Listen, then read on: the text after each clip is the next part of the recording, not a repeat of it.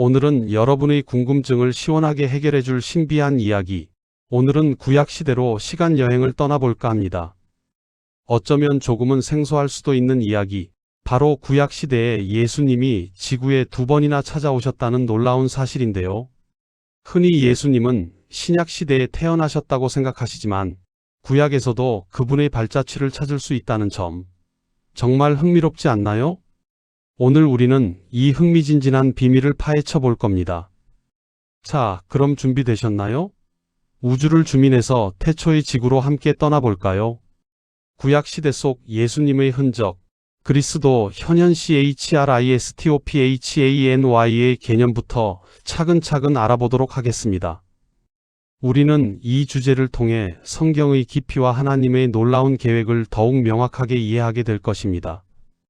이 여정은 단순히 정보를 전달하는 것을 넘어 우리의 신앙과 삶에 새로운 통찰을 안겨줄 것이라고 확신합니다. 그러니 여러분 기대하셔도 좋습니다. 구약시대로 주민하여 태초의 지구에 발을 디딘 여러분 환영합니다. 오늘 우리가 탐험할 주제는 바로 그리스도 현현 CHRISTOPHANY입니다. 이 단어 아마 처음 들어보시는 분들도 많으실 거예요. 너무 어렵게 생각할 필요는 없어요. 쉽게 말해 구약 성경에 예수님이 인간의 몸을 입고 나타나셨거나 아니면 하나님과 동등한 모습으로 현현하셨다는 의미거든요. 그러니까 아직 예수님이 신약시대의 아기로 태어나시기 전인데도 구약시대에 이미 모습을 드러내셨다는 거죠. 생각만 해도 정말 신기하고 놀라운 일이죠?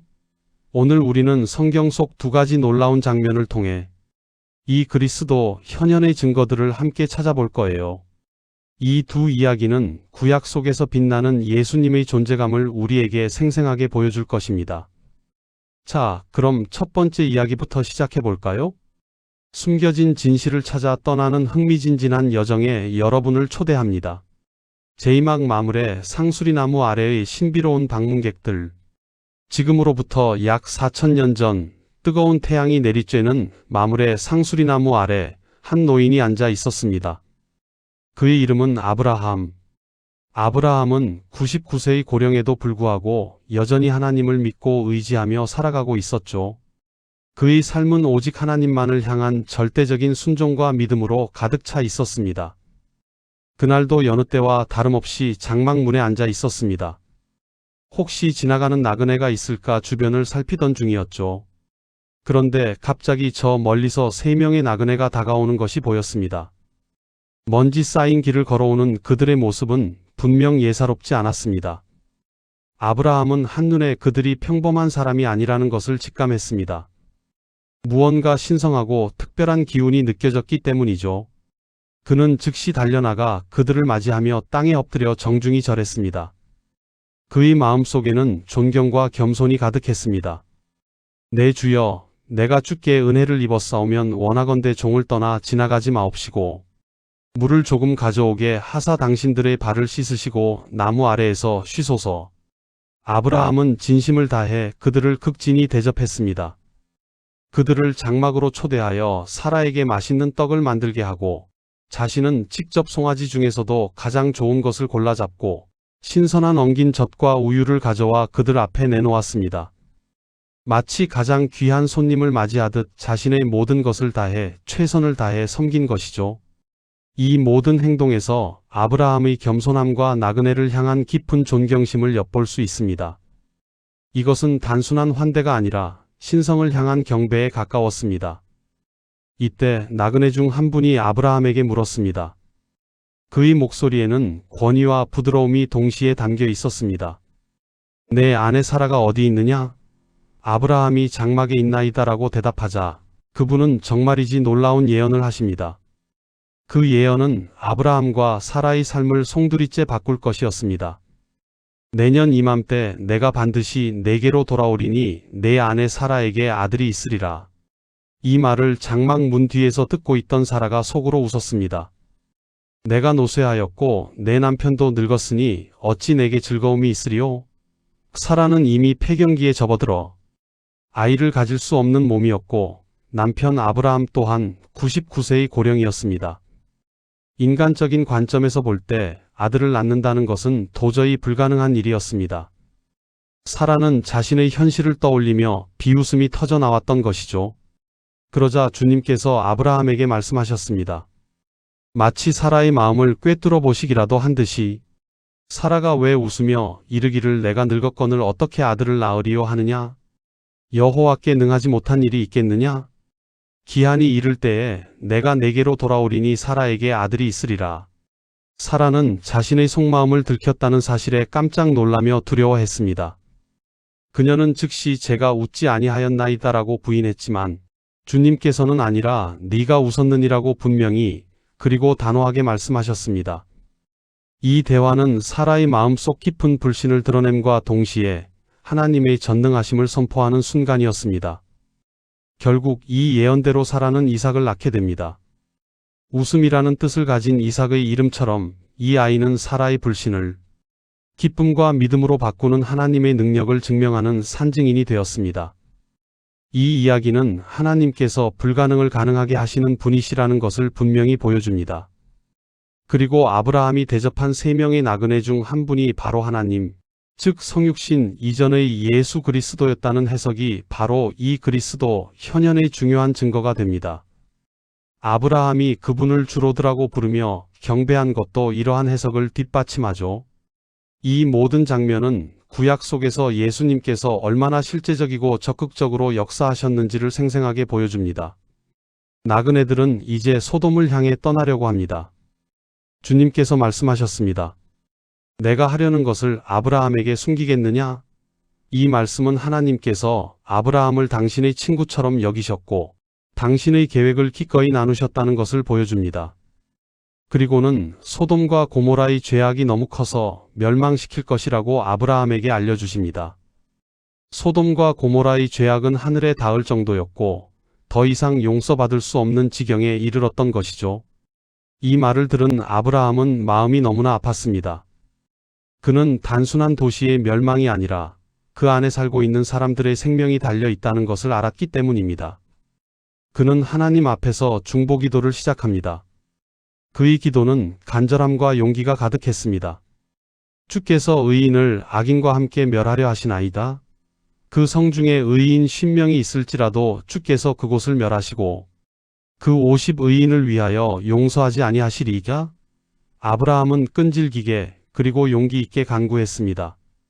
50명에서 45명으로 다시 40명으로 30명으로 20명으로 심지어 10명까지 6번이나 간절히 매달려 의인 10명만 있어도 소돔을 멸하지 말아달라고 중보했습니다. 그의 기도는 점점 더 담대해졌고 하나님의 자비에 호소했습니다. 아브라함의 중보기도는 사랑과 긍휼의 마음에서 우러나온 것이었습니다. 하지만 결국 소돔에는 의인 10명이 없었고 도시는 하나님의 공의로운 심판 아래 멸망하게 됩니다. 이 이야기는 아브라함의 놀라운 믿음과 중보기도의 힘, 그리고 죄악을 심판하시는 하나님의 공의를 동시에 보여줍니다. 또한 인간의 간절한 기도를 들으시고 응답하시는 하나님의 자비로운 성품 또한 엿볼 수 있습니다. 이 모든 대화와 심판의 결정이 이루어진 순간 아브라함과 대화했던 주님이 바로 구약 시대에 현현하신 예수 그리스도였다는 강력한 증거가 되는 것이죠. 정말 놀랍지 않나요? 이처럼 예수님께서는 구약 시대에도 당신의 백성과 깊이 교제하시며 역사를 이끌어 가셨습니다. 제3막 풀무불 속의 4번째 사람. 자, 이번에는 시간의 흐름을 따라 다니엘 시대로 넘어가 볼까요? 때는 바벨론 제국이 온 세상을 호령하던 시절, 강력한 느부갓네살 왕은 자신의 권력과 영광을 과시하기 위해 엄청나게 거대한 금 신상을 세웠습니다. 그 높이가 무려 60규빗, 폭이 6규빗에 달하는 어마어마한 크기였습니다. 그는 온 세상의 모든 방백, 지사, 도백, 재판관, 재무관, 고문관, 법률사, 그리고 각 지방 모든 관원들을 소집하여 낙성식을 열었습니다. 그리고 엄숙하게 명령했습니다. 모든 백성, 나라들, 각 방언하는 자들은 악기 소리가 들리거든 엎드려 느부갓네살 왕이 세운 금 신상에게 절하라. 이 신상에게 절하지 않는 자는 활활 타오르는 풀무불에 즉시 던져 넣겠다는 무시무시한 경고와 함께요. 이 명령은 단순히 우상 숭배를 강요하는 것을 넘어 왕의 절대적인 권위에 대한 복종을 요구하는 것이었습니다. 모든 백성이 왕의 명령에 복종하여 악기 소리가 들리자마자 일제히 신상 앞에 엎드렸습니다. 그 누구도 감히 왕의 명령을 거역할 엄두를 내지 못했습니다. 하지만 그 중에는 단호히 다른 길을 선택한 3명의 젊은이들이 있었습니다. 그들은 바로 다니엘의 세 친구, 히브리 이름으로는 하나냐, 미사엘, 아사랴였지만 바벨론 이름인 사드락과 메삭과 아벳느고로 불리던 이들입니다. 이들은 우상에게 절하는 것을 단호히 거부했습니다. 그들에게는 오직 이스라엘의 하나님만이 경배의 대상이었으니까요. 그들의 마음속에는 오직 여호와 하나님만을 섬기겠다는 굳건한 신앙이 자리 잡고 있었습니다. 그들의 이러한 행동은 당시 바벨론 제국의 분위기 속에서 엄청난 용기와 믿음을 요구하는 것이었습니다. 왕의 명령을 거부했다는 소식은 곧 느부갓네살 왕의 귀에 들어갔습니다. 바벨론의 한 박사가 왕에게 고발한 것이죠. 왕은 크게 노하여 진노하며 이 세 친구를 당장 데려오라고 명령했습니다. 이것이 사실이냐? 너희 사드락, 메삭, 아벳느고가 내 신을 섬기지 아니하며 내가 세운 금 신상에게 절하지 아니한다니? 왕은 충격과 분노로 가득 찬 목소리로 물었습니다. 그는 자신의 절대적인 권위가 도전받았다고 생각했던 것입니다. 왕은 마지막으로 한 번 더 기회를 주며 신상에게 절하라고 강요했지만 이 세 친구의 믿음은 추호도 흔들림이 없었습니다. 그들의 눈빛에는 확고한 신념이 담겨 있었습니다. 그들은 단호하게 대답했습니다. 그들의 대답은 역사에 길이 남을 믿음의 고백이었습니다. 느부갓네살이여, 우리가 이 일에 대하여 왕에게 대답할 필요가 없나이다.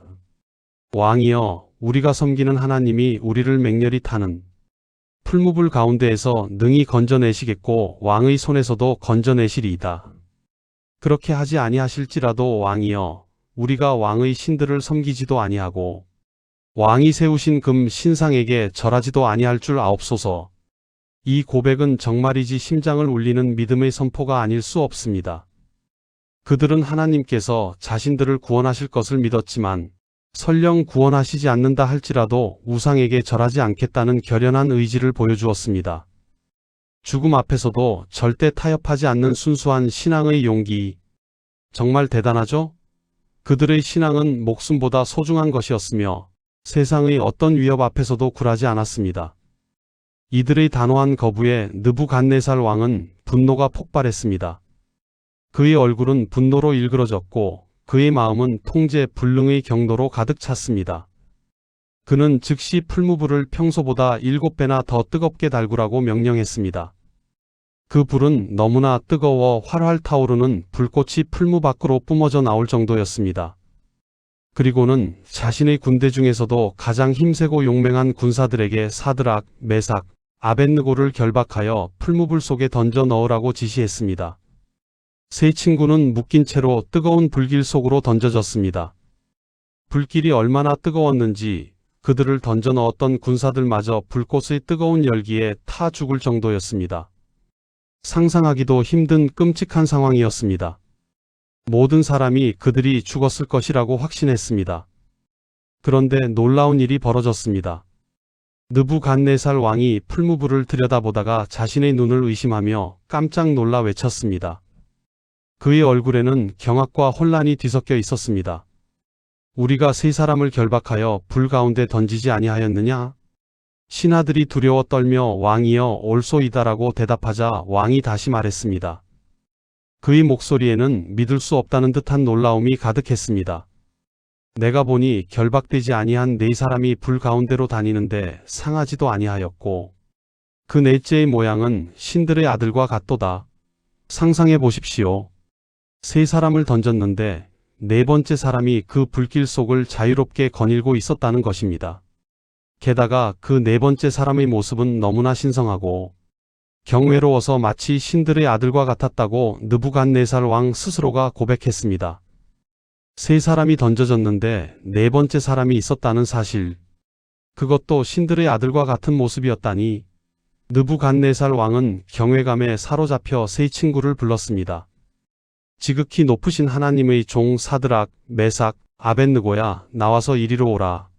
그는 더 이상 그들을 포로가 아닌 하나님의 종으로 인정했습니다. 그들은 풀무불 밖으로 걸어 나왔고 모든 사람이 경이롭게 지켜보는 가운데 그들의 몸에서는 불꽃 냄새조차 나지 않았습니다. 머리카락 하나 그을리지 않았고 옷도 상하지 않았습니다. 그들에게서 그 어떤 해로운 흔적도 찾을 수 없었습니다. 이 네 번째 사람이 바로 성육신 이전의 예수 그리스도, 즉 그리스도 현현이었다는 해석이 지배적입니다.